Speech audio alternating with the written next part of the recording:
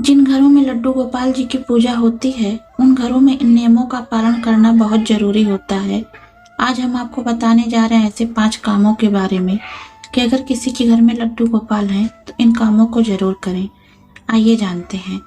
Number 1 है नियमित स्नान कराएं, हर दिन वस्त्र बदलें। अगर आप भी लड्डू गोपाल जी को अपने घर में ला रहे हैं तो सर्वप्रथम आपको अपने मन में यह भाव पैदा करना चाहिए कि अब यह आपका नहीं बल्कि लड्डू गोपाल जी का घर है और बाकी लोगों की तरह वह भी अब इसी घर के सदस्य हैं। उसके बाद रोजाना नियम से उन्हें सुबह ही स्नान कराएं और रोजाना उनके वस्त्र बदलें। ध्यान रहे कि हमें लड्डू गोपाल जी के लिए ठीक उसी प्रकार की दिनचर्या का पालन करना चाहिए जैसा कि घर के अन्य सदस्य करते हैं। वह भी आपके घर के सदस्य ही हैं।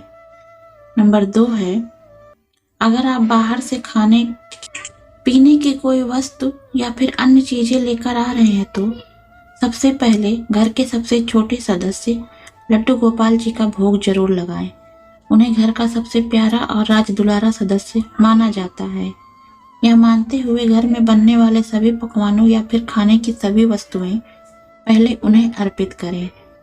नंबर 3 संध्या के समय रोजाना लड्डू गोपाल जी का नियमित रूप से शाम को आरती करें और भोग लगाएं। लड्डू गोपाल जी की पूजा में एक भी दिन अंतराल नहीं होना चाहिए। अगर आप किसी काम से घर के बाहर जा रहे हैं तो इस बात का ध्यान रखें कि घर की एक चाबी लड्डू गोपाल को देकर जाएं और यह प्रार्थना करके जाएं कि हे प्रभु आप इस घर की रक्षा करें।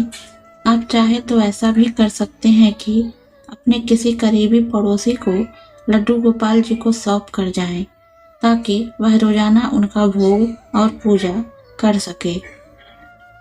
नंबर 4 है जब आप बाजार जाएं तो जैसे अपने बच्चों के लिए कपड़े खिलौने लाते हैं वैसे ही लड्डू गोपाल जी के लिए भी नए नए खिलौने लेकर आएं और समय निकाल स्वयं भी उनके साथ खेलें।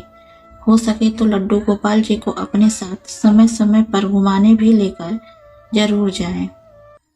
नंबर 5 है जिस प्रकार घर के बाकी सदस्य सुबह स्नान के बाद नाश्ता करते हैं, फिर दोपहर में भोजन और फिर शाम को जलपान और रात में भोजन, ठीक इसी प्रकार से लड्डू गोपाल जी का भी कम से कम 4 बार भोग लगाना अनिवार्य है। माना जाता है कि जिस प्रकार छोटे बच्चों को बार बार भूख लगती है उसी प्रकार लड्डू गोपाल जी को भी भूख लगती है और उन्हें भी समय समय पर खिलाना जरूरी होता है। धन्यवाद।